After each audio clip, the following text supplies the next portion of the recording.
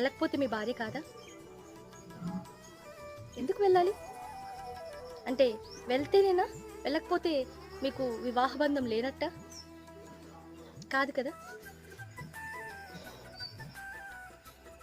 ఆ బంధం చాలా ఇబ్బందులను ఎదుర్కొంటుంది కదా. అంతే, చర్చికి వెళ్ళాలి. దేవుడే చెప్పాడు, ఒకరినొకరు మీరు బలపరుచుకోండి. ఒక కమ్యూనిటీ అనేది చాలా అవసరం అండి. ఎందుకంటే నీకు నువ్వుగా ఉంటే ఏమైపోతావు? చెడిపోతావు. కాబట్టి ప్రతి ఆదివారము దయచేసి చర్చికి వెళ్ళండి. చర్చిలో జరిగే ప్రతి ఒక్క కార్యక్రమాల్లో పాల్గొనండి.